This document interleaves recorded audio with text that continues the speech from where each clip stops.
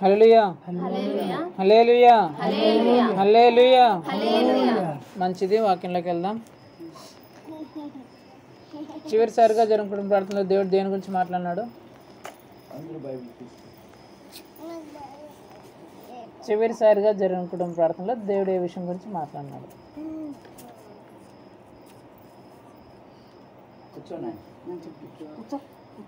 చివరిసారిగా కుటుంబ ప్రార్థన ఎక్కడ జరిగింది?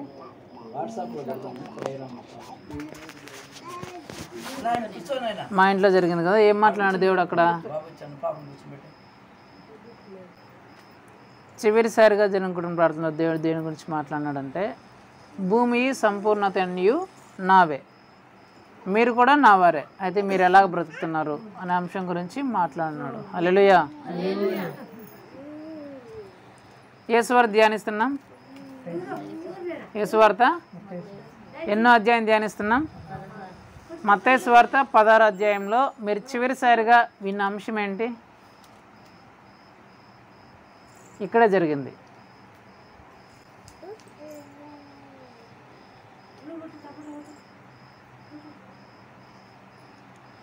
నువ్వు కూడా నన్ను బాధ పెడుతున్నావా అనే అంశం గురించి మాట్లాడినాడు దేవుడు, అంతే కదా? నువ్వు కూడా నన్ను బాధ పెడుతున్నావా అనే అంశం గురించి మాట్లాడినాడు. దాని తర్వాత మీరు ఈ విషయాల్లో ఇలా అభివృద్ధి చెందాలంటే ఏం చేయాలా అనే అంశం గురించి కూడా దేవుడు మాట్లాడినాడు తర్వాత కుటుంబ ప్రార్థనలో. కాబట్టి ఒకవేళ మీరు మర్చిపోయి ఉంటే యూట్యూబ్ ఛానల్లో ఉంటుంది, కాబట్టి వినండి, మరలా గుర్తు తెచ్చుకొని ఆస్వాదించండి. హల్లెలూయా. సరే, దేవుడు ఈరోజు ఏం మాట్లాడో చూద్దాం. మత్తయి సువార్త 16వ అధ్యాయం 24వ వచనం చదవండి. తన శిష్యులను చూచి ఎవడైనను నన్ను వెంబడింపకోరిన ఎడల తన్ను తాను ఉపేక్షించుకొని తన సిలువ నెత్తుకొని నన్ను వెంబడింపవలెను. దేవుడి వాక్యం ద్వారా మనందరితో మాట్లాడను గాక. ఇక్కడ దేవుడు చెప్తున్న మాట ఏంటంటే, అప్పుడు యేసు తన శిష్యులను చూచి ఎవడైనను నన్ను వెంబడింపగోరిన ఎడల తన్ను తాను ఉపేక్షించుకొని తన సిలువను ఎత్తుకొని నన్ను వెంబడింపవలను. ఇంక వినండి, నా వైపు చూస్తూ వినండి. యేసు ప్రభు చెప్తున్న మాట ఏంటంటే, మీరు నన్ను వెంబడించాలంటే ఎలా వెంబడించాలంటే తనను తాను ఉపేక్షించుకొని తన సిలువను ఎత్తుకొని వెంబడించాలా అని అంటున్నాడు. యేసుక్రీస్తుని వెంబడిస్తున్న వాళ్ళందరూ హల్లెలూయా చెప్పండి. మీరు అందరూ యేసుక్రీస్తుని వెంబడిస్తున్నారా? వెంబడించడం అంటే అనుసరించడం, నమ్ముకోవడం అని. అందరూ నమ్ముకుంటున్నారా? అందరూ వెంబడిస్తున్నారా? అయితే యేసు ప్రభును ఎలా నమ్ముకోవాలా, ఎలా వెంబడించాలా, ఎలా అనుసరించాలా అనే అంశం గురించి యేసు ప్రభు మాట్లాడుతున్నారు. ప్రతి ఒక్కరు చెప్తారు, నేను యేసుక్రీస్తుని నమ్ముకున్నాను, నేను యేసుక్రీస్తుని నమ్ముకున్నాను, నేను యేసుక్రీస్తుని వెంబడిస్తున్నాను, నేను యేసుక్రీస్తుని అనుసరిస్తున్నాను చాలామంది చెప్తారు కదా. నిజంగానే మీరు యేసుక్రీస్తును ఆయన చెప్పినట్లే వెంబడిస్తున్నారా? ఆయన చెప్పినట్లే నమ్ముకున్నారా? ఆయన చెప్పినట్లే అనుసరిస్తున్నారా అనేది దేవుడు ఈరోజు మాట్లాడతాడు. దాన్ని బట్టి చివరిలో మీరు డిసైడ్ చేసుకోవాలి, నిజంగానే మనము యేసుక్రీస్తు చెప్పిన విధంగా మనం ఆయన వెంబడిస్తున్నామా, యేసుక్రీస్తుని చెప్పినట్లుగా మనం ఆయన నమ్ముకుంటున్నామా అనేది చివరిలో మనం డిసైడ్ చేసుకోవాలి. సో ఈరోజు దేవుడు మనందరితో మాట్లాడుతున్న అంశం ఏంటంటే, విడిచిపెట్టి ఎత్తుకొని ఆయనను వెంబడిస్తున్నావా? చెప్పండి. విడిచిపెట్టి ఎత్తుకొని ఆయనను వెంబడిస్తున్నానా? యేసు ప్రభు ఏం చెప్తున్నాడంటే, ఎవరైతే నన్ను వెంబడించాలనుకుంటున్నారో వాళ్ళు ఎలా వెంబడించాలంటే, మొట్టమొదటగా తనను తాను ఉపేక్షించుకోవాలి. మొట్టదేంటి? తనను తాను ఉపేక్షించుకోవాలి. రెండోదిగా తన సిలువను ఎత్తుకోవాలి. ఈ రెండు ఉండాలి. ఈ రెండు ఎవరి జీవితంలో ఉంటాయో వాళ్ళే నిజంగా దేవుని వెంబడిస్తున్నట్లు. మొట్టమొదటిగా తనను తాను ఉపేక్షించుకోవాలా, రెండోదిగా తన సిలువను ఎత్తుకోవాలా.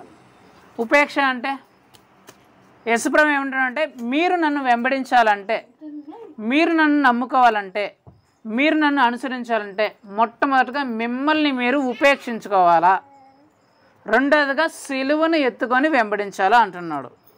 మొట్టమొదటి అంటే ఉపేక్షించుకోవడం. ఉపేక్షించుకోవడం అంటే మిమ్మల్ని మీరు ఉపేక్షించుకోండి అంటున్నాడు కదా. అసలు ఉపేక్షించుకోవడం అంటే ఏంటి? ఉపేక్షించుకోవడం అంటే విడిచిపెట్టడం. ఏంటి చెప్పండి? ఏంటి? విడిచిపెట్టడం. యేసు ప్రభు ఏం చెప్తున్నాడంటే, మొట్టమొదటిగా ఎవరైతే నన్ను వెంబడించాలనుకుంటున్నారో, ఎవరైతే నన్ను అనుసరించుకోవాలనుకుంటున్నారో వాళ్ళు నన్ను ఎలాగ వెంబడించాలంటే తమను తాము విడిచిపెట్టి నన్ను వెంబడించాలి. తమను తాము వదిలేసుకొని, తమను తాము విడిచిపెట్టేసుకొని నన్ను వెంబడించాలి అంటున్నాడు. అసలు ఏం విడిచిపెట్టాలి? అది అలా మనం విడిచిపెట్టి వెంబడిస్తేనే ఆయన వెంబడిస్తున్నట్లు. అలా విడిచిపెట్టకుండా మనం ఎంత వెంబడించినా, మనం ఎంత యేసుక్రీస్తుని నమ్ముకున్నా అని చెప్పినా నువ్వు వెంబడించినట్లే దేవుని దృష్టిలో. దేవుడు ఏం చెప్తానంటే, నువ్వు నన్ను వెంబడించాలంటే ఖచ్చితంగా ఉపేక్షించుకున్నాకే వెంబడించాలా, అంటే విడిచిపెట్టిన తర్వాతనే వెంబడించాలా. అప్పుడే నువ్వు వెంబడిస్తున్నట్టు నిజంగా, లేకపోతే లేదు అని అంటున్నాడు కదా. అసలు ఏమి ఉపేక్షించుకోవాలి? యేసుప్రభు చెప్తాను, నిన్ను నువ్వు ఉపేక్షించుకొని, నిన్ను నువ్వు విడిచిపెట్టుకొని నన్ను వెంబడించాలంటున్నాడు కదా. ఏమి విడిచిపెట్టాలా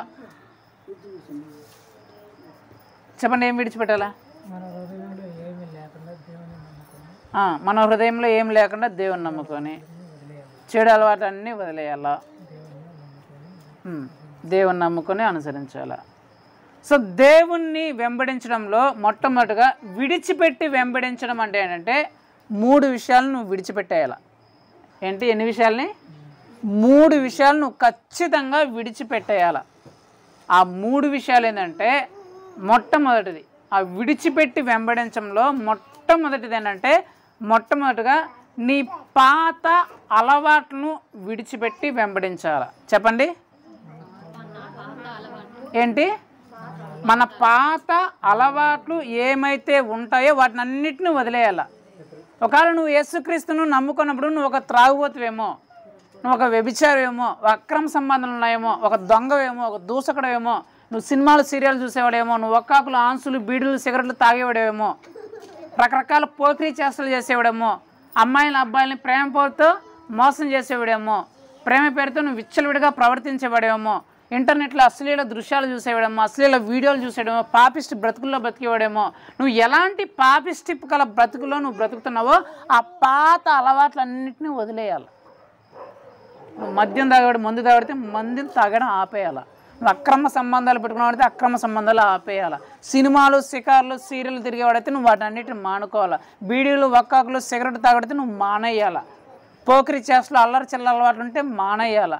అమ్మాయిల చుట్టూ అబ్బాయిల చుట్టూ ప్రేమ పూర్తి తిరిగే ఆ అలవాట్లు నీకుంటే అవన్నీ విడిచిపెట్టేయాలి. అంటే నీ పాత అలవాట్లు ఏమైతే ఉన్నాయో, నీ పాత చెడు అలవాట్లు ఏమైతే ఉన్నాయో వాటిని అన్నిటినీ విడిచిపెట్టి వెంబడించాలి. జక్కయ్య గారు తెలుసు కదా మీకు. జక్కయ్య యేసుప్రభుని చూడాలని వచ్చాడు. తర్వాత జక్కయ్యని యేసుప్రభు చూసి నేను నీ ఇంటికి రావాలనుకుంటున్నాను అని చెప్తాడు. యేసుప్రభు జక్కయ్య ఇంటికి వెళ్ళిన తర్వాత జక్కయ్య గారు యేసుప్రభుతో ఒక మాట అంటాడు. ఆ మాట నేను చదువుతాను, మీరు వినండి. లూకాసు వార్త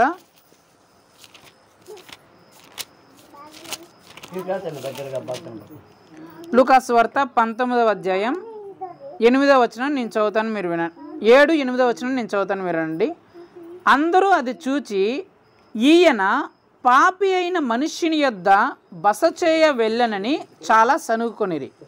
జక్కయ్య నిలువబడి, ఇదిగో ప్రభువా, నా ఆస్తిలో సగము బీదలకు ఇచ్చుచున్నాను. నేను ఎవని యొద్దనైనను అన్యాయముగా దేనినైనా తీసుకుని ఎడల అతనికి 4 అంతలుగా మరలా చెల్లింతునని ప్రభుతో చెప్పెను. అక్కడ ఉన్న వాళ్ళంటే జక్కయ్యని చూసి ఏమంటారంటే, యేసు ప్రభు జక్కయ్య ఇంటికి వెళ్తుంటే అక్కడ ఉన్న వాళ్ళందరూ ఏమంటారంటే, ఛీ ఏంటి అంత పాపిస్తోడి ఇంటికి, అంత చెడు పనులు చేసేవాడంతకి ఈ యేసు ప్రభు వెళ్తున్నాడంటే ఈయన దేవుడు అన్నాడు కదా, దేవుడు అన్నాడు చెప్పాడే, మరి అంత పాపాలు చేసే వ్యక్తికి, అంత చెడు పనుల్లో చెడు జీవితంలో జీవిస్తున్న వ్యక్తి ఇంటికి ఈయన పెడుతున్నాడు ఏంటి అని అక్కడ ఉన్న వాళ్ళందరూ సనుక్కుంటున్నారంట. అయితే ఈ జక్కయ్య యేసు ప్రభు దగ్గరికి వచ్చిన తర్వాత ఆయనతో ఏం చెప్తుంటే, అయ్యా ఒకప్పుడు నేను ఎన్నో పాపాలు చేశానయ్యా, ఎన్నో చెడు పనులు చేశానయ్యా, ఈ గవర్నమెంట్ జాబ్లో నేను చేస్తుండి ఎంతోమంది దగ్గర లంచాలు తీసుకొని ఎంతోమంది పేదల కడుపులు కొట్టి నేను డబ్బులు అన్యాయంగా అక్రమంగా సంపాదించానయ్యా. అయితే నీ దగ్గరికి వచ్చాను, నీ దగ్గరకు వచ్చిన తర్వాత నా జీవితం ఎంత పాపిష్టకరమైన జీవితమైందో, ఎంత నీచంగా, ఎంత అన్యాయంగా, ఎంత అక్రమంగా, ఇతరులను పేదవాళ్ళని ఎంత బాధ పెట్టి నేను బ్రతికాను నాకు అర్థమైంది. అయ్యా నేను చేసిన పాపాలన్నీ నాకు గుర్తొచ్చాయ్యా. ఇదిగో నేను ఏమైతే పాపాలు చేశానో, ఎవరి దగ్గర అయితే అన్యాయంగా అక్రమంగా తీసుకున్నానో వాటిని అందరికీ ఇచ్చేస్తున్నాను ప్రభా. ఇదిగో ఎవరెవరి దగ్గర నేను లంచాలు తీసుకున్నాను, ఎవరెవరి దగ్గర అన్యాయంగా డబ్బులు తీసుకున్నానో వాటన్నిటికీ ఇచ్చేస్తున్నాను. అదేగాక నా ఆస్తిలో సగము నా ప్రాయశ్చిత్తంగా నేను బేదలకు ఇచ్చేస్తున్నాను ప్రభా అని చెప్పేసి యేసు ప్రభు దగ్గరికి వచ్చేటప్పుడు ఏం చెప్తున్నాను అంటే, నేను ఆ పాపిష్టి దాన్నంతా వదిలేస్తున్నాను ప్రభా. వాటన్నిటిని వదిలిపెట్టేసి ఆ పాపిష్టి జీవితాన్ని నేను ఎలాగైతే ముందు పాపిష్టి పరంగా ఆ చెడుతనంగా జీవిస్తున్నానో ఆ జీవితాన్ని అంతటిని విడిచిపెట్టేసి నీ దగ్గరికి వస్తున్నానయ్యా అని చెప్పాడంట. వెంటనే యేసుప్రభు అంటున్నాడు, ఇతడు కూడా అబ్రహాము కుమారుడే. అబ్రహాం ఎవరు? అబ్రహాం పరిశుద్ధుడు. ఎవరా? పరిశుద్ధుడు, దేవునికి దగ్గరగా ఉన్నాడు. మనుషులందరూ ఏమని చెప్పినాడు? ఇతడు పాపి, ఇతడు చెడు పనులు చేసినాడు, నీచమైన అసహ్యమైన అక్రమాలు అన్యాయాలు చేసినాడు అని వాళ్ళందరూ చెప్తే జక్కయ్య ఏం చేశాడు? దేవుని దగ్గర వచ్చేటప్పుడు వాటిని అన్నింటిని వదిలేశాడు. ఎప్పుడైతే వాటిని అన్నింటిని వదిలేసి యేసుప్రభు దగ్గరకు వచ్చాడో వెంటనే యేసుప్రభు చెప్తున్నాడు, నువ్వు కూడా అబ్రహాం యొక్క కుమారుడివే అని చెప్తున్నాడు. అంటే మొట్టమొదటిగా దేవుణ్ణి వెంబడించడంలో విడిచిపెట్టి వెంబడించడం అంటే మొట్టమొదటిగా నీ పాత అలవాట్లన్నిటినీ విడిచిపెట్టి నువ్వు దేవుని వెంబడించాలి. నువ్వు యేసుక్రీస్తుని నమ్ముకోకముందు ఎలాంటివైతే పాత అలవాట్లు నీకు ఉన్నాయో, ఎలాంటి చెడు అలవాట్లు నీకు అవుతున్నాయో వాటన్నిటినీ వదిలేయాలి. వదిలేయాలంటే పూర్తిగా వదిలేయాలి. మళ్ళీ ఈరోజు వదిలేసి మరి 2 రోజుల తర్వాత మళ్ళీ చేసి మళ్ళీ కొంతకాలం మానేసి మళ్ళీ అట్లా చేసి కదా. వదిలేయడం అంటే వదిలేసి పూర్తిగా నీ పాత అలవాట్లు అన్నిటినీ విడిచిపెట్టి వెంబడించాలి. రెండోది విడిచిపెట్టి వెంబడించడం అంటే ఏంటో చూపిస్తాను. ఆదికాండం 12వ అధ్యాయం 1వ వచనం.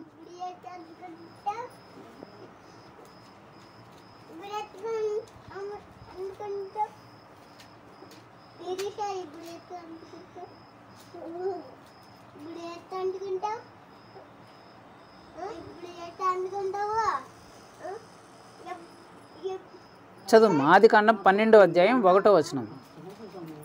ఓయ్ ఓయ్ సైలెంట్గా ఉండు. యెహోవా నీవు లేచి నీ దేశము నుండి నీ బంధువుల యొద్ద నుండి నీ తండ్రి ఇంటి నుండి బయలుదేరి నేను నీకు చూపించిన దేశమునకు వెళ్ళుము. నిన్ను గొప్ప జనముగా చేసి నిన్ను ఆశీర్వదించి నీ నామమును గొప్ప చేయుదును. నీవు ఆశీర్వాదముగా నుండువు. నిన్ను ఆశీర్వదించు వారిని ఆశీర్వదించుదును, నిన్ను దూషించిన వారిని శపించెదను. భూమి యొక్క సమస్తనమును నీ యందు ఆశీర్వదించబడినవి అబ్రహాముతో అనగా యెహోవా అతనితో చెప్పిన ప్రకారము అబ్రహాము వెళ్ళెను. హల్లెలూయా. యేసు ప్రభు అబ్రహాంకి ప్రత్యక్షమయ్యాడు. అబ్రహాము యేసు ప్రభు ప్రత్యక్షం కాకముందు ఎలా బ్రతుకుతున్నాడు అంటే ఒక విగ్రహారాధికుడు. ఎలా బ్రతుకుతున్నాడు? విగ్రహాలను నమ్ముకునే బ్రతికేవాడు. వాళ్ళ వృత్తే విగ్రహాలను తయారు చేసి అన్ని దేవతల విగ్రహాలను తయారు చేసి అమ్ముకొని బ్రతికే వృత్తి అబ్రహాం గారిది. యేసు ప్రభు ఎప్పుడైతే అబ్రహాంకి ప్రత్యక్షమయ్యాడో ప్రత్యక్షమయ్యి చెప్తున్న మాట ఏంటంటే, అబ్రహామా నీవు లేచి నీ తండ్రి ఇంటి నుండి నీ బంధువుల ఇంటి నుండి ఈ దేశం నుండి వీటన్నిటినీ విడిచిపెట్టి నేను చూపించే దేశానికి నువ్వు వెళ్ళాలా అని చెప్పినప్పుడు తర్వాత ఆశీర్వదిస్తాడు. ఆశీర్వదించిన తర్వాత అబ్రహాం ఏం చేస్తున్నాడంట? యెహోవా అతనికి చెప్పినట్లు అబ్రహాము వెళ్ళెను. సో రెండోదిగా యేసు ప్రభును వెంబడించడం అంటే విడిచిపెట్టి యేసు ప్రభును వెంబడించడంలో రెండో విడిచిపెట్టడం ఏంటంటే నీ పాత ఆచార సంప్రదాయాలన్నిటినీ విడిచిపెట్టేసి దేవుని వెంబడించాలి. అబ్రహాము అంతకుముందు విగ్రహారాధికుడు. విగ్రహాలకు సంబంధించిన ఆచార సంప్రదాయాలు అన్నీ పాటించేవాళ్ళు, వాళ్ళ కుటుంబం, అబ్రహాం కుటుంబం. ఎప్పుడైతే యేసు ప్రభు నేను చూపించే దేశమునికి రా అని పిలిచాడో, పిలుస్తూ ఒక మాట చెప్తున్నాడు, నీ బంధువులను విడిచిపెట్టాలా, నీ తల్లిదండ్రులను విడిచిపెట్టాలా, నీ ఊరి వాళ్ళని విడిచిపెట్టాలా, నీకున్న సమస్తమును విడిచిపెట్టి రావాలా. నీ బంధువులను, స్నేహితులను, ఊరి వాళ్ళంటే వాళ్ళ ఇంట్లో వాళ్ళందరూ విడిచిపెట్టాయని కదా అర్థం. నీ బంధువులు, నీ స్నేహితులు, నీ ఇంటివారు, నీ ఇరుగు పొరుగు వారు, ముందు నీ ఊరి వాళ్ళు ఏ ఆచార సాంప్రదాయాలను అనుసరిస్తున్నారు. కొంతకాలం నుంచి, కొన్ని తరాల నుంచి కొన్ని ఆచార సాంప్రదాయాలను, వాళ్ళకి సంబంధించిన ఆచార సంప్రదాయాలను అనుసరిస్తూ ఉన్నారు కదా, వాటన్నిటిని విడిచిపెట్టేయాలి. నీ తల్లిదండ్రులు ఏ ఆచార సంప్రదాయాలని అనుసరించారో, నీ బంధువులు ఏ ఆచార సంప్రదాయాలను అనుసరించారో, నీ స్నేహితులు ఏ ఆచార సంప్రదాయాలను ఆచరించారో, నీ ఊరి వాళ్ళు ఏ ఆచార సంప్రదాయాలను అనుసరించారో వాటన్నిటిని విడిచిపెట్టి నువ్వు వెంబడించాలి. వీటిని ఆచార సంప్రదాయాలు, మూఢనమ్మకాలు, వీటిని విడిచిపెట్టి వెంబడించాలి. చాలామంది ఏం చేస్తారంటే యేసుక్రీస్తుని నమ్ముకుంటామని చెప్తారు కానీ మళ్ళీ మంత్రాల దగ్గరికి, తంత్రాల దగ్గరికి, చేతబళ్ళ దగ్గరికి, సగినాల దగ్గరికి, శకునాల దగ్గరికి, దండల దగ్గరికి, తాయెత్తుల దగ్గరికి, దిష్టిల దగ్గరికి, వాటి దగ్గరికి, వీటి దగ్గరికి ఇలాగే బ్రతుకుతూ ఉంటారు. అప్పుడప్పుడు మేము యేసుక్రీస్తుని నమ్ముతూ ఉంటారు కానీ మళ్ళీ వాటిని కూడా అనుసరిస్తూ ఉంటారు. నాకు తెలిసిన ఒక విషయం చెప్తాను మీకు అర్థమయ్యేలాగా. ఒక ఆమె వాళ్ళ ఇంట్లో వాళ్ళ భర్తకి కడుపు నొప్పి వచ్చి హెల్త్ బాగలేకపోయిందంట, ఆరోగ్యం చెడిపోయిందంట. ఆమె ఏం చేసిందంటే మా భర్తకి ఇలా ఆరోగ్యం చెడిపోయిందని చెప్పేసి ఏం చేస్తుంటే కొన్ని పరక పొలలు ఎత్తుకొని వచ్చి భర్తను ఆడ మంచం మీద కూర్చోబెట్టని బాగా తిప్పి తుపును ఉంచి ఇన్ని పరక పొలలు ఎత్తుకొని వచ్చి ఆడ మూల పెట్టి మంటించింది. మంటించగానే పట పేలిపోయినాయి. ఇట్లే పటపట పేలిపోతుంది. అయ్యో థూ అని ఉంచేస్తుంది. నేను అక్కడే ఉన్నా. ఏమక్క ఏమైంది కంటే, అమ్మో ఎంత పెద్ద దిష్టి తగిలింది, అమ్మో ఎవరు కళ్ళు పొన్నాయో, నా భర్త మీద ఎంత పెద్ద దిష్టి తగిలింది స్వామి, దీనివల్ల ఎట్టయిపోయింది నా భర్త పరిస్థితి అని చెప్పేసి ఆ బూడిదని తీసుకొని వాళ్ళ భర్తకు బొట్టు పెట్టింది. నేనేం చేశానంటే సరే రాక నాతో పడని చెప్పిన, తీసుకెళ్ళి మా ఇంట్లోకి తీసుకెళ్ళా. మా ఇంట్లో కూడా పరకట్టు ఉంది. పరకట్లో పరక పొలాలు తీసిన, ఇన్ని పరక పొలాలు తీసిన. అయ్యే పరక పొలాలు తీసి కింద అగ్గిపెట్టి మూల పెట్టిన. అవి కూడా పట పేలిపోయినాయి. పటపటపడనే పేలిపోతే అక్కదని చెప్పిన, మా ఇంట్లో ఎవరికి రోగం ఉంది, మా ఇంట్లో ఎవరు దిష్టి పెట్టినారు, ఎవరు అనారోగ్యంతో బాధపడుతున్నారు. నువ్వేం చెప్పినావు, వాళ్ళు ఎవరో దిష్టి పెట్టినారో పరకలు పటపటపడా పేలిపోయినాయి, అందుకే నా భర్తకి ఎట్ట అయిపోయింది అని నువ్వు అన్నావు కదా. మా ఇంట్లో కూడా పరకలు పటపటపడానే పేలిపోయినాయి కదా. ఇప్పుడు మా ఇంట్లో ఎవరు దిష్టి పెట్టినారు, మా ఇంట్లో ఎవరికి అనారోగ్యం ఉంది అని చెప్పిన. అంటే వాళ్ళు ఏం చేస్తారంటే పరకలు పటపడా పేలిపోయినాయని చెప్పేసో, లేకపోతే అది జరిగింది ఇది జరిగింది అనేసో, ఏమైనా దిష్టి తగిలేసింది అది తగిలేసింది అని ఆ ఆచార సాంప్రదాయాలు, మూఢ సాంప్రదాయాల్లో వాళ్ళు ఉంటారు. ఆ పరకపళ్ళు దగ్గర పెడితే పటపడ వాళ్ళకి ఇంకేం పీలుతాయి, దగ్గర ఉండే కంటే ఈ దూరంగా పోవడానికి పటపటాన్ని చిట్టుపటాన్ని పీలుతాయి. ఒకే పరకపళ్ళని అంటించు పటపటం అంటుందా, ఉండదు కదా. అలా వాళ్ళు చేస్తున్నారు. ఇంకో విషయం చెప్తా. మా అక్క వచ్చింది కదా మొన్న మా అక్క వచ్చింది ఇంటికి. వచ్చిన తర్వాత మా అక్క నేను గ్యారంపులకి తీసుకెళ్తూ ఉన్నా. గ్యారంపులకి తీసుకుంటే మా అక్క మాట చెప్పింది, అది నాకు బాగా నవ్వు అనిపించింది కానీ మంచిది అనిపించింది. ఏం చెప్పిందంటే మా అక్క వాళ్ళు ఇక్కడి నుంచి పోయిన 2 రోజుల తర్వాత కింద ఇంట్లో వాళ్ళు ఏదో పూజ చేస్తున్నారని చెప్పేసి మా అక్క వాళ్ళని పిలిచారంట. పిలిచిన తర్వాత మా అక్క వాళ్ళు మా పిల్లలు చెప్పినారు, రే రండ్రా కింద ఆంటి వాళ్ళు పిలుస్తున్నారంటే జోసుగాడు జీవనగాడు హోంవర్క్ రాసుకోవాలని చెప్పి మేము రామ్మా అని చెప్పినారంట. చెప్పిన తర్వాత మా అక్క ఏం చేసిందంటే జెస్సీని తీసుకొని కింద పోయింది. కింద పోయిన తర్వాత అరగంట ఆ పూజ గీజ మొత్తం అయిపోయింది. అరగంట తర్వాత పైకి వచ్చినారు. పైకి వచ్చిన తర్వాత జెస్సీ వచ్చిన తర్వాత వాడు జోసుగాడు రాసుకుంటున్నాడు హోంవర్క్. రాసుకుంటానంటే జోసిని చూసి జెస్సీరా ఎటారా అన్నాడంట. వచ్చిందంట. రే జెస్సీ నువ్వు కింద పోయి వచ్చినావు కదా, ఇదోరా నీకు బొట్టు పెట్టింది అన్నాడంట. ఆ పాప ఉండగానే అన్న మా అమ్మ పెట్టిందన్న నీకు కుంకుమ బొట్టు అని చెప్పిందంట. వెంటనే వాడు జోసుగాడు అందుకని మా అక్క దగ్గర పోయి, అక్క మామకు ఫోన్ చేయక వీడియో కాల్ చేయి మాట్లాడే పని ఉంది అన్నాడంట. ఎందుకురా మీ మామకు ఫోన్ చేసి ఇప్పుడు ఎందుకంటే నేను అర్జెంటుగా మాట్లాడలేక నువ్వు వీడియో కాల్ చేయి మామతో మాట్లాడే పని ఉంది అనంట. రే ఇప్పుడు ఎందుకురా మామకు ఫోన్ చేస్తుంటే నేను చెప్పేది వినుమ్మా, నేను మాట్లాడాలి మామతో అర్జెంటుగా నువ్వు వీడియో కాల్ చేయనంట. వద్దురే ఇప్పుడు కానీ మీ మామకు ఫోన్ చేస్తే తిడతారంటే నేనేం చెప్పను మామకే, నువ్వు వీడియో కాల్ నేను చెప్తాను, నేను మాట్లాడతా ఫోను అన్నాడంట. అరే వద్దురా ఉన్నాడు మీ మామ తిడతారంటే అట్లేం కాదమ్మా, నేనేం చెప్పనమ్మా, ఇది జరిగింది ఏం చెప్పనమ్మా, నువ్వు వీడియో కాల్ చేయి మామకే, నేను మాట్లాడాలా అన్నాడంట.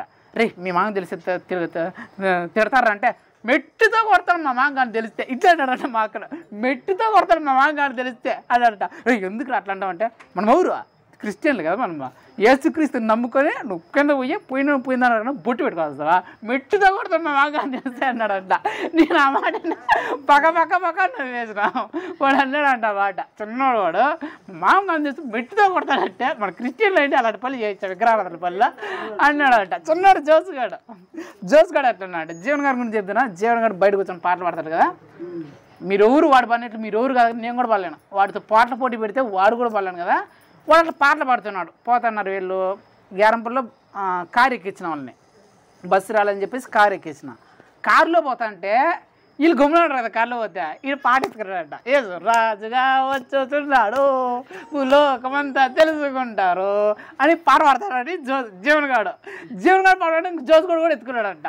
వాళ్ళు పాడేవాళ్ళు చిన్నగా పాడాలి కదా, గట్టిగా పాడతారు. ఏసు రాజుగా వచ్చుతున్నాడు అని గట్టిగా పాడతారంట. పాడుతుంటే ఆయన ఎవరు డ్రైవర్ ఉంటాడు కదా, వాళ్ళ కారు వాళ్ళు ఉంటారు కదా, వాళ్ళు పాటలు పెట్టుకున్నారు సినిమా పాటలు. ఆ పాటలు వీళ్ళు దేవుని పాటలు ఎత్తుకున్నారు. వీళ్ళు ఎస్ రాజుగా వస్తుంది గట్టిగా పాడతారంటే వాళ్ళమ్మ కుమ్మటి చిన్నగా పాడాలంటే వాళ్ళు ఇంకా గట్టిగా పాడతారంట. ఆయన పాటలు ఆపేసి మీరు క్రిస్టియన్ అన్నారంట. అవునన్నా అని చెప్పి మళ్ళీ ఆయన సైలెంట్ అయిపోయాడు. వీళ్ళు మాత్రం పాడుతూనే ఉన్నారంట గట్టిగా పాడతారంటే వీళ్ళమ్మ ఆగండి అంటారా. ఆగుతారంట. మళ్ళీ యెహోవా నీ నామము అన్నానంట. మళ్ళీ వాళ్ళమ్మ ఏం చేసి అర్థం కదంట. ఈ పాడిపోతారు గుమ్మనంటారా పాడతారంట. మళ్ళీ కూడా ఎన్ని తలచినా ఏది అడిగితే వీళ్ళు తిరుపతి గ్యారంపల్లి స్టార్ట్ అయినప్పటి నుంచి తిరుపతి బియ్యంత వరకు గట్టిగా పాడుతుంటారు. వీళ్ళమ్మ చిన్నగా ఉండమని చెప్పి వీళ్ళు గట్టిగా పాటలు పాడడం ఇట్లా చేస్తాంట. అట్లా వాడు ఏం చేస్తున్నాడంటే మా ఇంటి ముందర కూర్చొని పాటలు పాడుతున్నాడు. యేసు రాజుగా వచ్చున్నాడు అని పాట పాడుతున్నాడు. నేను ఇంట్లో కూర్చోన్నా. ఆ వీధిలో నుంచి ఒక అన్న నడుచుకుంటా అన్నాడు. పోతా అంటే నా పేరు రా నువ్వు అట్ట కదరా వెంకటస్వామి స్వామి గోవిందా అంటాడట. ఎండబడినా అంటున్నాడు వాడు. నేను లోపల అంటున్నా ఏమైనా అంటాడంట. ఒకసారి అంటరా వెంకటస్వామి స్వామి గోవిందాను అంటే నేను అన్నా అంటాడంట. ఎందుకంటారా ఆయన అంటున్నాడు. ఎందుకన్నారా నువ్వు అంటే మేము క్రిస్టియన్లో యేసుక్రీస్తుని నమ్ముకున్నాం, మేము అట్లాంటి మాటలన్నీ మాట్లాడాం, మేము అట్లాను మేము యేసుక్రీస్తుని నమ్ముకున్నాం అని అంటాడంట వాడు. అలాగే ఆడ తిరునాళ్ళ జాతర జరుగుతుంది. వాళ్ళ పిల్లలు వచ్చినారు. వీళ్ళు ఉంటారు కదా, వాళ్ళు ఆదిగాడు లడ్డుగాడు ఉన్నారు కదా, వీళ్ళందరూ వచ్చినారు. వచ్చి అరే గుడి దగ్గర ప్రసాదం పెడతానంటారా రండ్రా అని చెప్పి మా జోస్గాని పిలిచాడు. జోస్గాని పిలిస్తే వాడేమన్నాడు, మేము యేసుక్రీస్తుని నమ్ముకున్నాం, గుడి దగ్గర ప్రసాదాల దగ్గర మేము తినాం, గుడి దగ్గర రాం, మేము యేసుక్రీస్తుని నమ్ముకున్నాం, మీరు వండే అంటున్నాడు. ఎవడో జోసుగాడు. వాళ్ళ వయసు ఎంత వాళ్ళ వయసు? ఒకడికేమో 1వ తరగతి, ఒకడేమో 4వ తరగతి, ఇంకో పాపేమో 2 సంవత్సరాలు. 1వ తరగతి పిల్లలు, యూకేజీ 4 సంవత్సరాల పిల్లలు వీళ్ళు యేసుక్రీస్తుని వెంబడించడంలో అంత చిన్నోళ్ళైనా సరే ఎంత చక్కగా ఆచార సాంప్రదాయాలన్నిటినీ వదులుకొని విడిచిపెట్టి వెంబడిస్తున్నారు. అలా వెంబడించడానికి కారణం ఎవరు? ఎప్పుడు వెంబడిస్తారు పిల్లోళ్ళు? వాళ్ళు అన్నం తినేటప్పుడు ప్రార్థన చేసుకోకుండా అన్నం తినరు. లేచినప్పుడు లేస్తేనే ప్రార్థన చేస్తారు పిల్లోళ్ళే. మా అక్క కొడుకుల గురించే నేను చెప్తున్నా. లేస్తేనే ప్రార్థన చేస్తారు. అన్నం తినేటప్పుడు ఖచ్చితంగా ప్రార్థన చేసుకుని అన్నం తింటారు. నీళ్ళు తాగేటప్పుడు కూడా ప్రార్థన చేస్తారు. పడుకునేటప్పుడు కూడా ప్రార్థన చేస్తారు. కాబట్టి నేను అబద్ధం అయితే మా అమ్మను మా నాన్నడు కానీ చెప్తారు. అన్నం తినేటప్పుడు ప్రార్థన చేస్తారు, నీళ్లు తాగేటప్పుడు ప్రార్థన చేస్తారు, పడుకునేటప్పుడు ప్రార్థన చేస్తారు, లేచినప్పుడు ప్రార్థన చేస్తారు. ఇవన్నీ ఎవరు వాళ్ళు నేర్పిస్తున్నారు? ఎవరు ఎట్లా తెలుసు వాళ్ళందరికీ?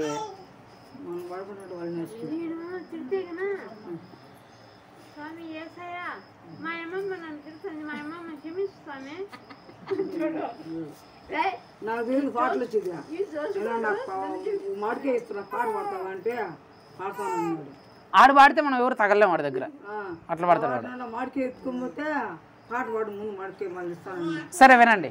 చిన్న వాళ్ళందరికీ యేసు ప్రభు మీద అంత ఆసక్తిగా అనుసరించడానికి కారణం ఏంటి? తల్లిదండ్రులు నేర్పిస్తే. ఎట్లా నేర్పిస్తే? మీరు ప్రార్థన చేయండిరా, మీరు చూడండిరా, మీరు విగ్రహాల దగ్గర పోతుండ్రా, మీరు ప్రసాదాలు తినద్దండ్రా, మీరు బొట్లు పెట్టుకోద్రా అంటే చేయరు. మనం చేయాలి. మనం ప్రార్థన చేసేది వాళ్ళు చూస్తే వాళ్ళు ప్రార్థన చేస్తారు. మనం పాటలు పాడేది వాళ్ళు వింటే వాళ్ళు పాటలు పాడతారు. మనం విగ్రహాల దగ్గర పోకపోతే వాళ్ళు పోరు. మనం ప్రసాదాలు తినకపోతే వాళ్ళు తినరు. మనమే ఫస్ట్ విగ్రహాల దగ్గర పోయి, మనమే ఫస్ట్ ప్రసాదాలు తినేసి, మనమే ఫస్ట్ డిన్నర్లు అనేసి పోయి, మనమే ఫస్ట్ అన్నీ చేస్తే వాళ్ళకేం చెప్తావు? మొట్టమొదటిగా నీ ఆచార సాంప్రదాయాలు ఏమైతే ఉన్నాయో వాటిని అన్నిటిని విడిచిపెట్టాలి. రెండోదిగా నీ మూఢనమ్మకాలను విడిచిపెట్టాలి. వీటిని మూఢనమ్మకాలు అంటే ఏంటి? ఈరోజు శుక్రవారం ఇది చేయకూడదు, ఈరోజు సోమవారం అట్లా పోకూడదు, ఈరోజు మంగళవారం ఇది చేయకూడదు అని చాలామంది ఉంటారు కదా. యేసుప్రభు అట్లా ఏమైనా చెప్పాడా? మొదటి రోజు చేసినప్పుడు ఇది మంచి రోజు కాదు, చెడ్డ రోజు కాదని. ఆదికాండంలో మొదటి అధ్యాయంలోనే యేసుప్రభు ప్రతి ఒక్క రోజును చేస్తాడు కదా. రోజును చేసేటప్పుడు చివరిలో ఒక మాట మాట్లాడతాడు. ఉదయము అస్తమయం కలగా మొదటి దినమాయను, దేవుడు దానిని చూసి అది మంచిదిగా కనిపించును. ప్రతి ఒక్క రోజుకు తర్వాత ఉంటుంది అది. మీరు ఆదికాండంలో 1వ అధ్యాయం చదువుకోండి.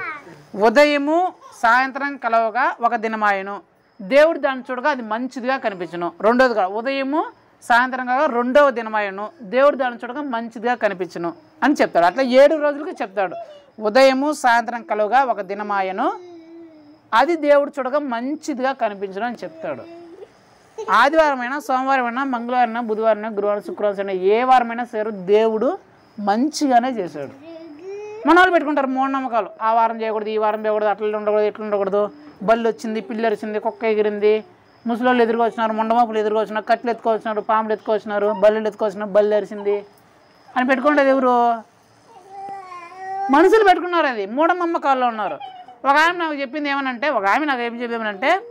ఈ టైంకి రావు కాలం ఉంది, ఈ టైంకి యమగండం ఉంది, ఈ టైంలో ఇది పోతే చెడు జరుగుతుంది అని నాకు చెప్తా ఉంది. నేనేమనంటే, ఈ టైంకి రావు కాలం నీ ఒక్కదానికైనా ప్రపంచం మొత్తానికి అదే వర్తిస్తుందా అని చెప్పిన. అందరికీ ప్రపంచం అంతా అదే ఉంటుంది. ఈ టైంకి రావు కాలం, ఈ టైంకి యమగండం అని చెప్పింది. మరి ఆర్టీసీ బస్సుల్లో పోయేళ్ళకి అదిగా వర్తిస్తుంది కదా, కారులో పోయేళ్ళకి, బస్సుల్లో పోయేళ్ళకి, ఆఫీస్ పోయేవాళ్ళు కూడా వర్తిస్తుంది కదా. మరి ఈ టైంకి రావు కాలం యమగండం అయినా వాళ్ళు బస్సులు ఆపేస్తే మళ్ళీ వాళ్ళకి లేదా రావు కాలాలు యమగండాలు? నీకు ఒక్కదానికే రావు కాలం యమగండం వచ్చింది. ఈ రావు కాలం యమగండాలు ఏం చేస్తే ఏమన్నా సడిపోతుంది, అదే పోతుంది అంటాను కదా. మరి ఆర్టీసీ బస్సు డ్రైవర్కి లేదా రావు కాలం యమగండము? మిగిలిన వాళ్ళకి లేదా రావు కాలం యమగండము? ప్రయాణంలో పోయే వాళ్ళకి లేదా అని అడిగిన. అంటే ఇవన్నీ ఏంటంటే వాళ్ళ మూఢనమ్మకాలు. ఎవరైతే ఆ మూఢనమ్మకాల్లో ఉంటారో ఆ మూఢనమ్మకాలు ఎట్లయితే వాళ్ళు విశ్వసిస్తారో అలాగే జరుగుతాయి ఖచ్చితంగా. వాక్యం కూడా ఏం చెప్తుందంటే, మీరు ఏదైతే మీ నోటితో విశ్వసిస్తారో అది ఖచ్చితంగా జరుగుతుందంట. అంటే అర్థం ఏంటంటే, ఏమి ఎదురు వస్తే నాకు చెడు జరుగుతుంది అని నువ్వు అనుకున్నాను, ఖచ్చితంగా అట్లే జరుగుతుంది. దేవుడు అట్లా చేసి తీరుతాడు. అది దాన్నే విశ్వాసం అంటారు. యేసుప్రభు చెప్పేది, నీ విశ్వాసం బట్టే నీకు జరుగుతుంది అంటాడు దేవుని వాక్యం. అది వీళ్ళు ఎదురు వస్తే నాకు చెడు జరుగుతుంది అనుకుంటే నీకు ఖచ్చితంగా చెడే జరుగుతుంది. ఎందుకంటే నువ్వు అనుకున్నావు కదా, నువ్వు విశ్వసించినావు కదా, వీళ్ళు ఎదురు వస్తే నాకు చెడు జరుగుతుందని. ఈ బల్లి ఎదురు వస్తే, ఈ పిల్లి ఎదురు వస్తే నాకు ఈరోజు చెడు జరుగుతుందని నువ్వు విశ్వసిస్తే ఖచ్చితంగా అట్లే జరుగుతుంది. ఎందుకంటే నువ్వు విశ్వసిస్తున్నావు, నువ్వు నమ్ముతున్నావు కాబట్టి దాన్ని. నువ్వు నమ్మేదాన్ని దేవుడు రూఢిగా భరిస్తాడు. నేను మస్తుగా వినా, బల్లులు ఎదురొచ్చినా, పిల్లలు వచ్చినా, కట్లు ఎత్తుకొచ్చినా, మోపులు వచ్చినా, మొండ మోపులు వచ్చినా, ఎవరు వచ్చినా సరే నేను పోతా. ఎందుకంటే నేను విశ్వసించిన దాన్ని. వీళ్ళు ఎదురుకి వస్తే చెడు జరుగుతుంది, వీళ్ళు ఎదురుకి వస్తే మంచి జరుగుతుంది, ఏమీ లేవు బైబిల్లో. ఇవన్నీ ఏంటంటే మూఢనమ్మకాలు. రెండోదిగా యేసు ప్రభును అనుసరించడం అంటే, రెండోదిగా ఏం విడిచిపెట్టాలంటే నీ ఆచార సంప్రదాయాలు, మూఢనమ్మకాలు విడిచిపెట్టి వెంబడించాలి. మూడోదిగా ఏమిటిని విడిచిపెట్టి వెంబడించాలంటే చూపిస్తాను. అది కూడా ఫిలిప్పీలకు రాసిన పత్రిక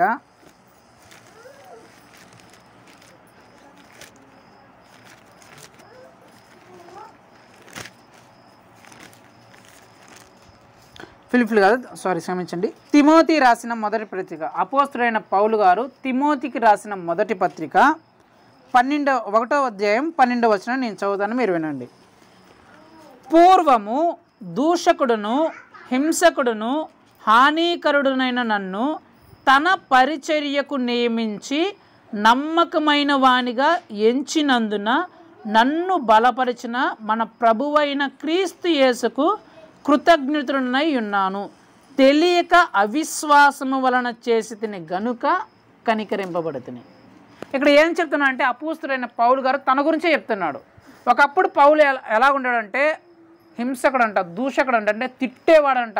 అక్కడ రాయబడినమాట, దూషకుడును, హింసకుడును, తిట్టేవాడిని, దూషించే వాళ్ళని, చంపే వాళ్ళని, కక్షలు, పగలు, ప్రతీకారాలు తీర్చుకునేవాడిని నేను ఇప్పుడైతే యేసు ప్రభులోకి వచ్చి ఇప్పుడు వాటిని అన్నిటినీ నేను వదిలేస్తున్నాను అని చెప్తున్నాడు. ఇంకా ఫిలిప్పీలో ఆ మాట కరెక్ట్గా రాసింటారు, చదువుతాను వినండి. ఫిలిప్పీలకు రాసిన పత్రిక 3వ అధ్యాయం నేను చదువుతాను వినండి.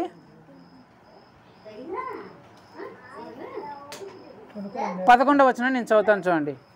ఏ విధము చేతనైనను మృతుల్లో నుండి నాకు పునరుత్థానం కలగవలెనని ఆయన మరణ విషయంలో సమాన భావము గలవాడనై ఆయనను ఆయన పునరుత్థాన బలమును ఎరుగు నిమిత్తము ఆయన శ్రమలలో పాలివాడునగుట ఎట్టిదో ఎరుగు నిమిత్తము సమస్తమును నష్టపరుచుకొని వాటిని పెంటతో సమానముగా ఎంచుకొని ఉన్నాను. ఓయ్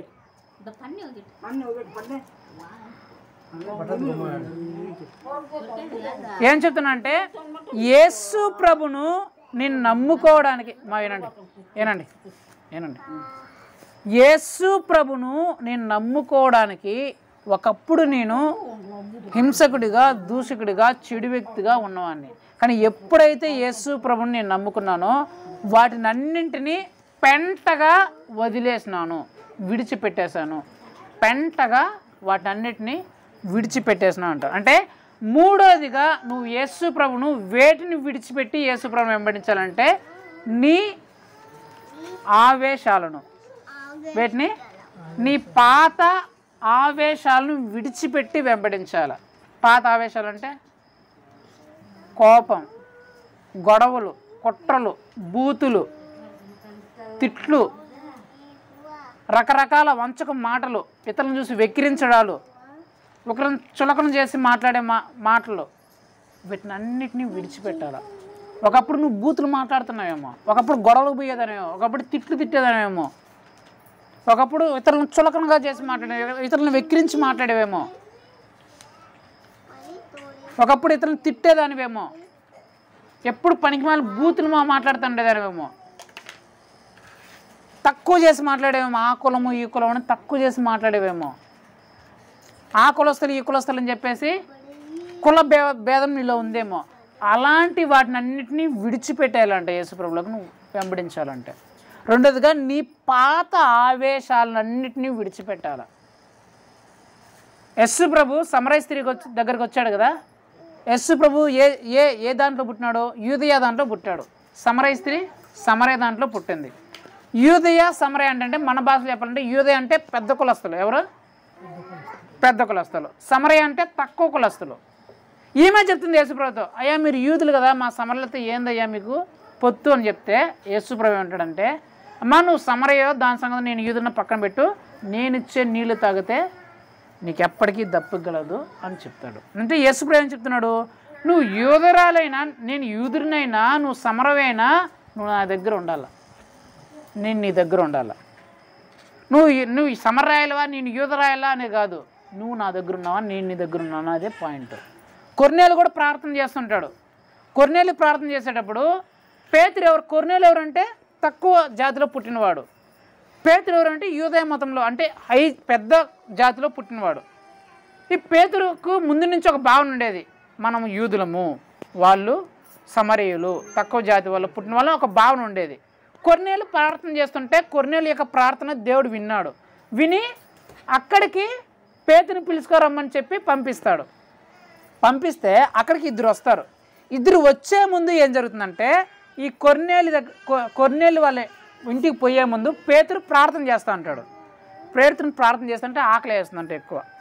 ఆకలి వేస్తే యేసుప్రభు ఏం చేస్తాడంటే ఆకాశం నుంచి ఒక గంపను దింపుతాడు. ఆ గంపలో ఏముంటాయంటే భూమిలో ఉండే అన్ని జంతువులు, అన్ని పక్షులు ఉంటాయి. కోడి, కుక్క, మేక, పంది, గొర్రె, ఆవు అన్నీ ఉంటాయి. పవిత్ర జంతువులు, అపవిత్ర జంతువులు అన్నీ ఉంటాయి. యేసుప్రభు ఏం చెప్తాడంటే, పేతురు నీకు ఆకలి వేస్తుంది కదా, వీటిని లేచి చంపుకొని తిను అంటాడు. వెంటనే పేతురు అంటాడు, ప్రభువా ఈ బుట్టలో అపవిత్రమైన జంతువులు కూడా ఉన్నాయి ప్రభా, నేను అప్పుడు అపవిత్రమైన జంతువులు నేను తినలేదు ప్రభా అంటాడు.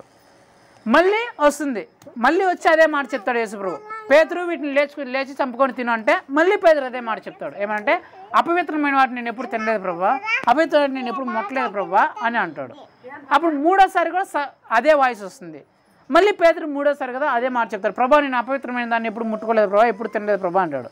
అప్పుడు యేసుప్రభు ఏం చెప్తాడంటే, నేను పవిత్రం చేసిన వాటిని నువ్వు అపవిత్రమైనగా ఎంచొద్దు జాగ్రత్త అంటాడు. ఏమంటాడు నేను పవిత్రం చేసిన వాటిని నువ్వు అపవిత్రమైన వాటిగా ఎంచొద్దు జాగ్రత్త అంటాడు. పేతురు అంటే పెద్ద పాస్టర్ అప్పటికే. ప్రపంచంలో ఫస్ట్ మొట్టమొదటి గొప్ప పాస్టర్ అంటే పేతురు. ఆ పేతురు చెప్తున్నాడు, నేను పవిత్రము చేసిన వాటిని నువ్వు అపవిత్రమైన వాటిగా ఎంచొద్దు అని చెప్తాడు. ఇతనికి ఈ దర్శనం ఏందో ఏం అర్థం కాదు. అసలు యేసుప్రభు ఎందుకు చెప్పినాడు ఈ దర్శనం అని ఆలోచించుకుంటా అంటాడు. వెంటనే ఆ ఇద్దరు కొర్నేలు ద్వారా పంపించబడిన ఇద్దరు వ్యక్తులు వస్తారు. వచ్చి మీరు ఎవరి కోసం వెళ్తున్నా అంటే పేతురు కోసం అంటే ఆయనే పేతురు అని చెప్తే పేతురుతో మళ్ళీ దేవుడు మాట్లాడతాడు, వాళ్ళతో పాటు నువ్వు వెళ్ళిపో, వాళ్ళు ఎక్కడ పిలుచుకుని పోతే అక్కడ పోదని చెప్తాడు. ఈ పేతురుని తీసుకుని పోయి ఎక్కడ తీసుకుపోతుందంటే ఆ తక్కువ జాతి వాళ్ళ దగ్గరికి తీసుకెళ్తాడు. ఆ ఇద్దరు మనుషులు పేతురు. వాళ్ళందరూ చూడగానే, వాళ్ళందరూ వేషధారణ, వాళ్ళందరూ బట్టలు చూడగానే ఈయనకు అర్థమైపోతుంది పేతురికి, ఓహో మన వేషధారణ మన బట్టలు వాళ్ళ బట్టలు ఎలాగున్నాయి అంటే మనము పెద్ద కులస్థలము వాళ్ళు తక్కువ కులస్థలము అనేది ఈయనకు అర్థమవుతుంది. అయితే యేసు ప్రభు చెప్పిన మాటలు అప్పుడు గుర్తు చేసుకుంటాడు. ఏమనంటే, ఓహో నేను పవిత్రము చేసిన వాటిని నువ్వు అపవిత్రమైనగా వెంచొద్దు అంటే దాని అర్థం ఏంటంటే నేను అందరి మనుషుల్ని ఒకేలాగా పుట్టించా, ఎవరికి పెద్ద కులం ఎవరికి తక్కువ కులం ఇవ్వాల, అందరినీ ఒకేలాగా చేశా. కానీ మీరు అనుకుంటున్నారు మేము పెద్ద కులస్తులము, మేము పవిత్రులము, వీళ్ళు చిన్న కులస్తులు కాబట్టి వీళ్ళు అపవిత్రులు అని మీరు పెట్టుకున్నారు. జాగ్రత్త, అలాగా నువ్వు నేను పవిత్రం చేసిన వాళ్ళని నువ్వు అపవిత్రులుగా ఎంచుకుంటావు జాగ్రత్త అని చెప్తే పేతురే చెప్తాడంట ఆ మాట వాళ్ళందరికీ. నేను ఇలాగ అనుకుంటూ ఉన్నాను కానీ యేసు ప్రభు ఇలా చెప్పాడు. నేను ఇక్కడికి వచ్చినప్పుడు మిమ్మల్ని అందరూ చూసి మీరు మాకంటే తక్కువ జాతి గలవారు, తక్కువ కులస్తులు అనుకున్నా కానీ యేసు ప్రభు నన్ను హెచ్చరించాడు, జాగ్రత్త, ప్రతి ఒక్కరూ ఒక్కరే, ఎవడికి పెద్ద కులం లేదు ఎవడికి తక్కువ కులం వాళ్ళు, కులాలన్నీ మీరు పెట్టుకున్నారు జాగ్రత్త, నా దృష్టిలో అందరూ ఒక్కరే. కాబట్టి పెద్ద కులము తక్కువ కులము మధ్యలో కులము ఆ కులం కులం అనే కుల వ్యవస్థను గారు ఏమైనా పెట్టుకున్నానుకో జాగ్రత్తగా ఉండు అని చెప్పేసి పేతుర్ని హెచ్చరించాడంట. గొప్ప అపోస్తలుడు భూమిని తలకిందగా చేసిన ఆ పేతుర్ని దేవుడు హెచ్చరించాడు. నేను ఎందుకు చెప్తానంటే నీ పాత ఆ మనోభావాలు ఏమన్నా వాటి అన్నిటిని విడిచిపెట్టాయా. కొందరికి ఉంటాయి ఆ బూతులు, ఆ గొడవలు, ఆ కొట్లాట్లు, ఇతరులను దూషించాలి, ఇతరు తక్కువ చేసి మాట్లాడాలి, ఇతరు కించపరిచే మాటలు, ఆ కులస్తులు ఈ కులస్తులు అనే మాటలు ఉంటాయి. అలాంటి వాటి అన్నిటిని విడిచిపెట్టారు. యేసుక్రీస్తులో అందరూ ఒకటే. మనకు ఉండాల్సిన కులాలు రెండే రెండు కులాలు. ఏ కులాలు? ఎన్ని కులాలు? రెండే రెండు కులాలు. ఒకటి పరిశుద్ధుల కులం, రెండు పాపుల కులం, లేదా ఒకటి స్వర్గస్థుల కులం, రెండు నరకస్తుల కులం. ఈ రెండు కులాలు తప్ప ఇంకే కులము ఉండకూడదు యేసుక్రీస్తుని నమ్ముకున్న వాళ్ళకి. ఏ కులాలు? పరిశుద్ధుల కులం. నువ్వు పరిశుద్ధుల కులానికి చెందినవాడివే లేకపోతే పాపుల కులానికి చెందిన దానివే. రెండోది, నువ్వు పరలోకానికి కులానికి చెందిన అంటే స్వర్గానికి చెందిన వాళ్ళకి చెందిన కులానికి చెందిన దానివే లేకపోతే నరకానికి చెందిన ఆ కులానికి చెందిన. ఈ రెండు కులాలు తప్ప యేసుక్రీస్తుని నమ్మకానికి ఏ కులము లేదు. ఒకవేళ అలాంటి కుల వేస్తుంటే ఖచ్చితంగా వాళ్ళు దేవుని చేత గద్దింపబడతారు, తీవ్రంగా దండింపబడతారు. యేసు ప్రభు ఏం చెప్తారంటే నీ పాత ఆవేశాలన్నింటినీ విడిచిపెట్టేయాలి. ఎన్ని వాటిని విడిచిపెట్టి వెంబడించాలా? 3 వాటిని. మొట్టమొదటిది ఏంటి? నీ పాత అలవాట్లన్నిటినీ విడిచిపెట్టి వెంబడించాలి.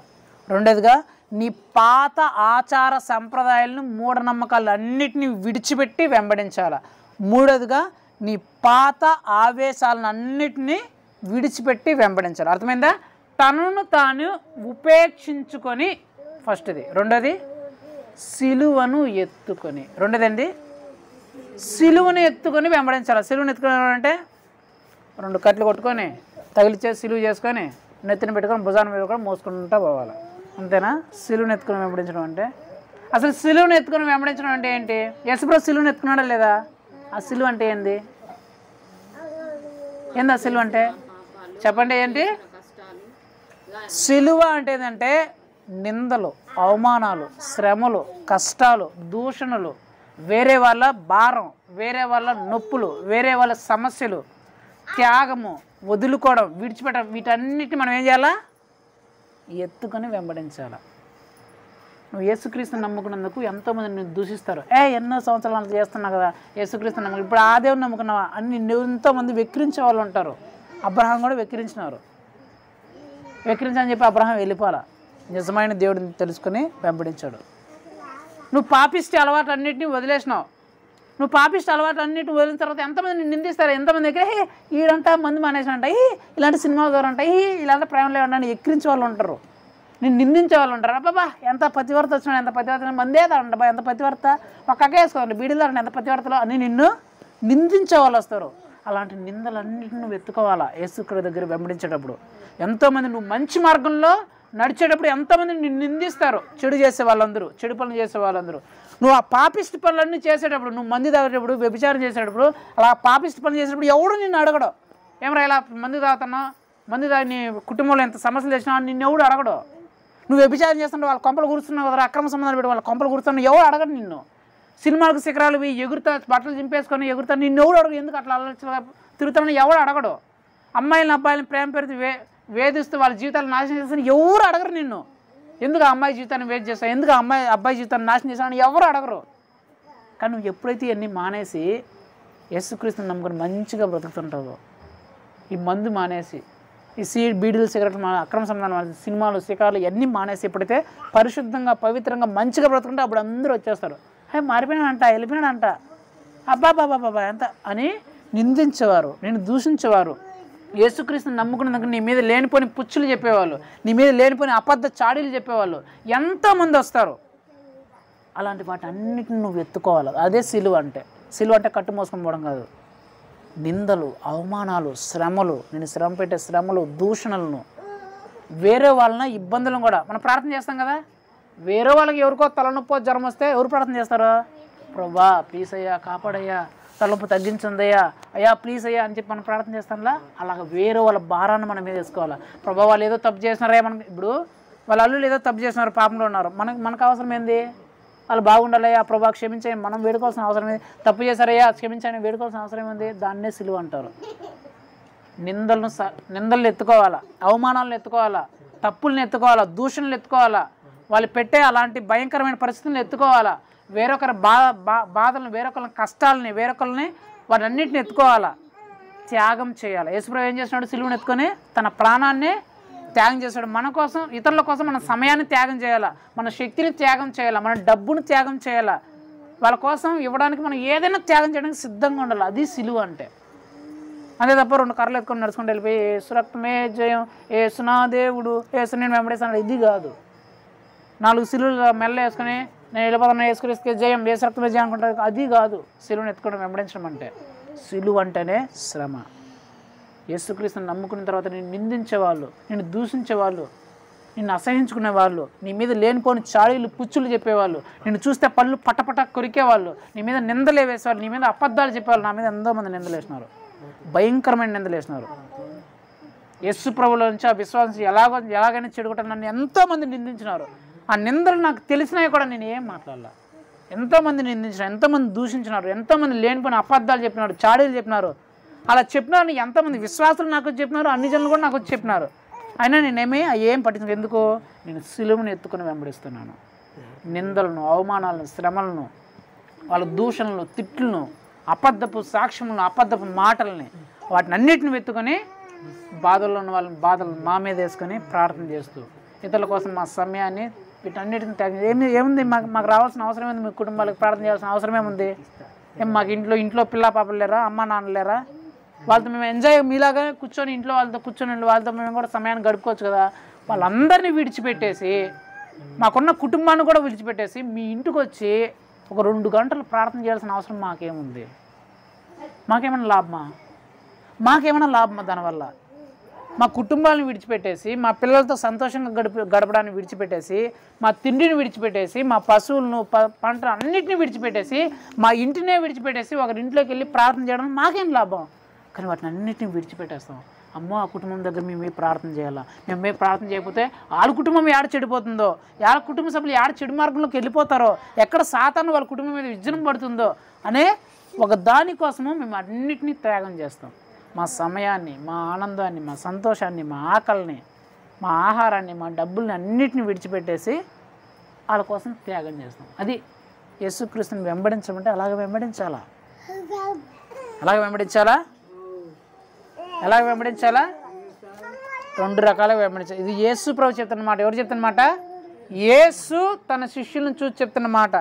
ఎవడైనను నన్ను వెంబడింపగోరిన ఎడల, వెంబడించాలనుకుంటే మొదటిగా తనను తాను ఉపేక్షించుకొని తన సిలువను ఎత్తుకొని వెంబడించాలా. అర్థమైందా?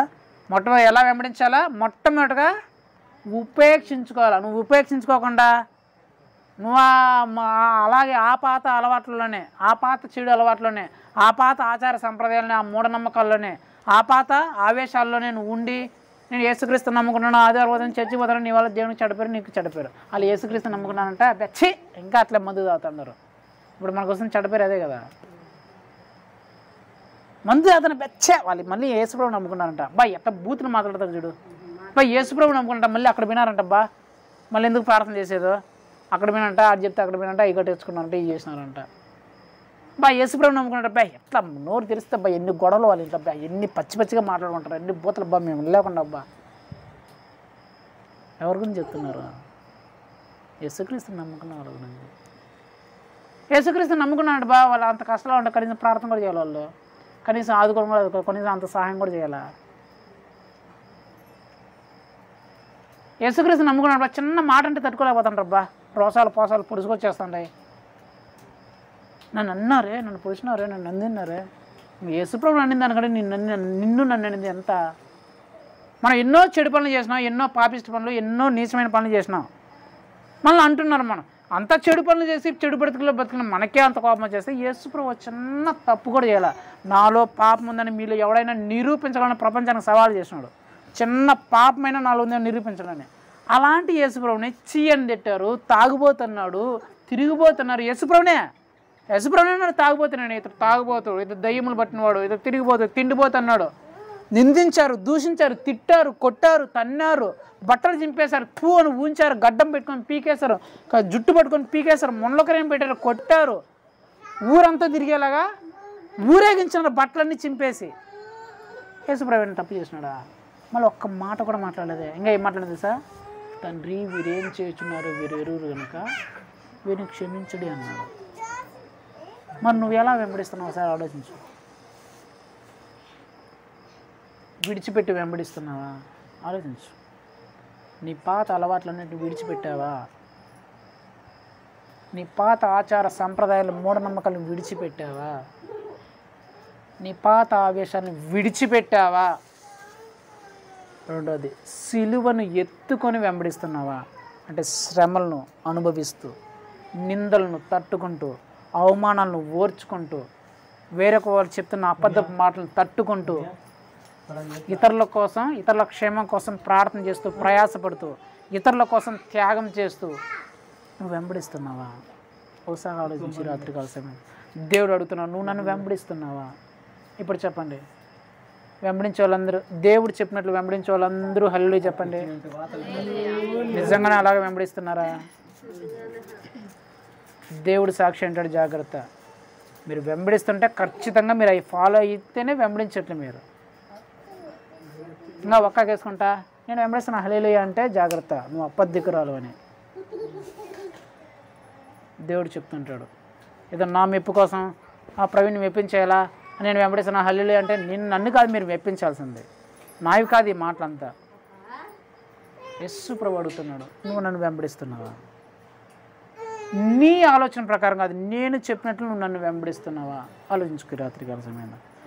ఒకవేళ నువ్వు యేసుక్రీస్తు చెప్పినట్లు వెంబడిస్తుంటే దేవుడు చెప్పినట్లు అబ్రహాంని ఎలాగైతే ఆశీర్వదించాడో అట్లా ఆశీర్వదిస్తాడు. 7 ఆశీర్వాదాలు. జక్కైని ఎలాగైతే నువ్వు కూడా అబ్రహాం కుమారుడు ఎలా చెప్పాడు, నిన్ను కూడా నువ్వు కూడా అబ్రహాం కుమారుడు కుమార్తె అని చెప్తాడు.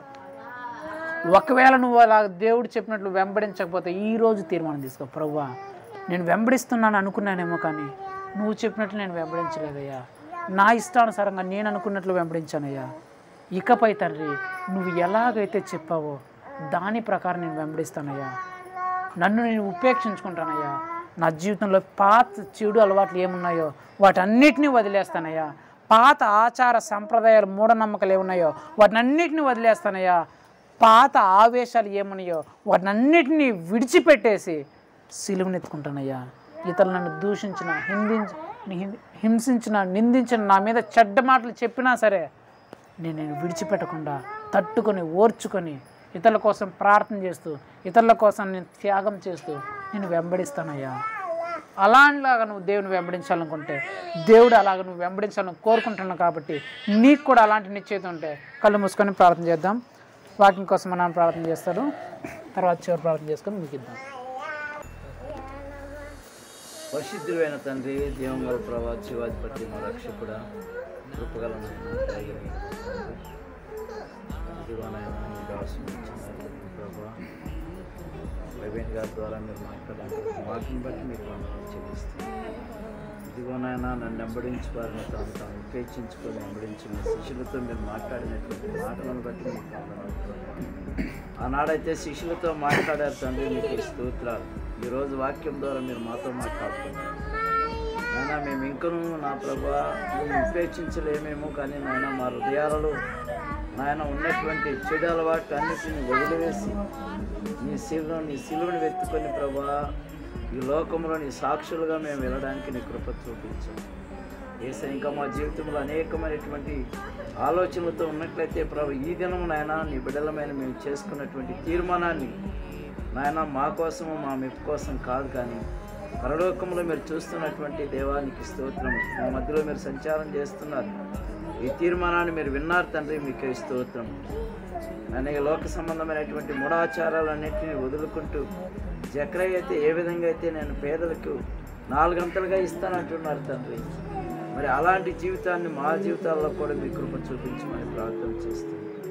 అయ్యా, మేము చేసిన తీర్మానాన్ని ప్రభావ మీరు బలపరచండి నాయన. ఈ లోకాన్ని వెంబడించుకుంటున్నట్టు నాయన మీ సత్య స్వార్థ అనే సిలువను వెతుకొని నేను వెంబడించే బిడ్డలుగా సహాయం చేయమని ప్రార్థన చేస్తున్నాం. నీ సాక్షిపరులుగా చేయమని ప్రార్థన చేస్తున్నాం. అవమానాలు, నిందలు, శ్రమలు, కష్టములు నాయన నిన్ను నమ్మినటువంటి వారు ప్రభా పూలబాట కాదు, కానీ ప్రతి క్షణము తండ్రి చనిపోయి బ్రతికినటువంటి వారమే ప్రభానికి స్తోత్రాలు. నాయన నీలో చనిపోయినటువంటి వారు ధన్యులు. నీలో చనిపోయినటువంటి వారు ప్రభా పరలోకమందు వారి ఘనత హెచ్చింపబడిన రాయబడి ఉంటున్నాయి తండ్రి, మీకు స్తోత్రాలు. మేము ప్రభా ప్రతిదినం నీలో చనిపోయిన ప్రభా జీవించటకు నీ కృప చూపించాం నాయన. మేము ప్రార్థన పూర్వకంగాను ఈ సిలువెత్తుకొని ప్రభా ముందుకు నడుచుటకు ఈ లోక ఆశలను, ఈ లోకములో ఉన్నటువంటి సమస్తాన్ని ప్రభా మా జీవితాలలో మేము వదులుకొని నాయన నూతనమైనటువంటి జీవితాన్ని మాకు ప్రసాదించమని ప్రార్థన చేస్తాం నాయన. నీలో నివసించిన వాడు నూతన సృష్టి అంటున్నారు తండ్రి. కొత్తగా మేము జన్మించినప్పుడు నాయన ఎలాగైతే మేము చిన్న బిడ్డ వలె ఉంటామో ఈ లోకంలో మేము బ్రతికి దినంలో అంతవరకు కూడా ప్రభావ మేము చిన్న బిడ్డను పోలి నీ యందు మేము చిన్న బిడ్డను పోలి ప్రభావ మేము నడుచుటకు నీ కృప చూపించండి యేసయ్య. మా కుటుంబాలను జ్ఞాపకం చేసుకోండి, మా పిల్లలను జ్ఞాపకం చేసుకోండి. ఇదిగోనైనా వాక్యం ప్రతి ఒక్కరిలో కూడా ఫలించిన తండ్రి ఆయన వృక్షమేలాగా నీ కృప చూపించండి యేసయ్య. కృప ద్వారా నీ వాక్యం ద్వారా మేమందరము కూడా ఉన్నటువంటి 3 అంశములను తండ్రి మా జీవితాల్లో మేము వదులుకోవడానికి నీ కృప చూపించండి. దాసుని కూడా మీరు జ్ఞాపకం చేసుకుంటండి. నిన్న మమ్మల్ని వాక్యం ప్రభా మా కొరకే మీరు మాతోనే మీరు మాట్లాడినందుకే మీకు వందనాలు చేస్తాం. మాకు మేము పరిశుద్ధపరచుకోవడానికి నీ కృప చూపించండి. నీ యందు పరిశుద్ధపడడానికి కృప చూపించండి నాయన. ఈ లోకంలో ఉన్న వారు ఏ కార్యములు చేసినా లోకం వాళ్ళని నిందించదు, కానీ నిన్ను వెంబడించినటువంటి వారు మేము ప్రభా మంచి మార్గంలో నడుస్తున్నప్పుడు తండ్రి లోకం మా మీద అనేకమైన నిందలు వేయవచ్చు.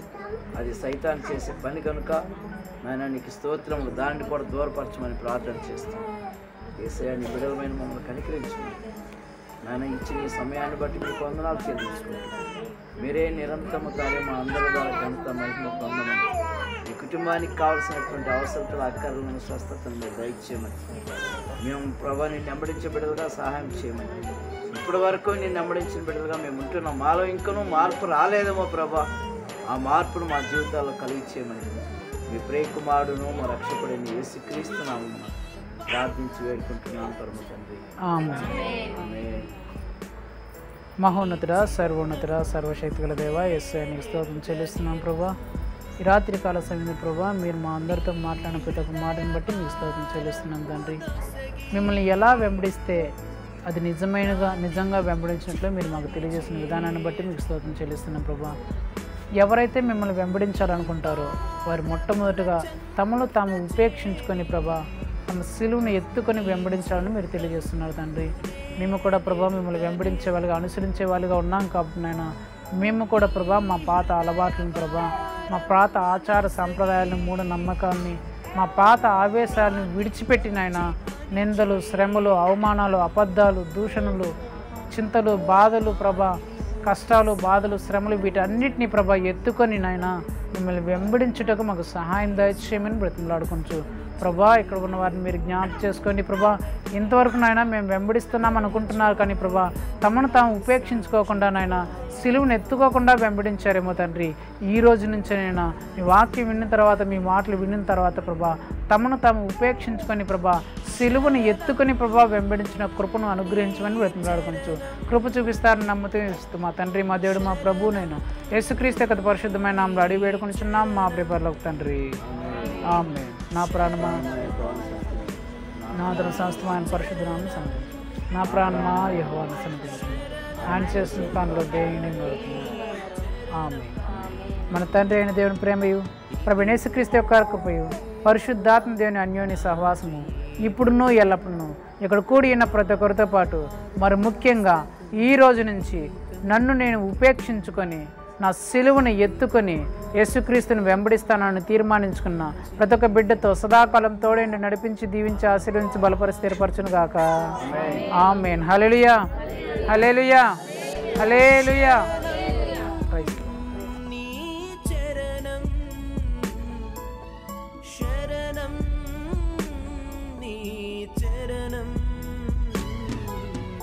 ఇదిగో దేవా నా జీవితం, ఆపాదమస్తకం నీకంకితం.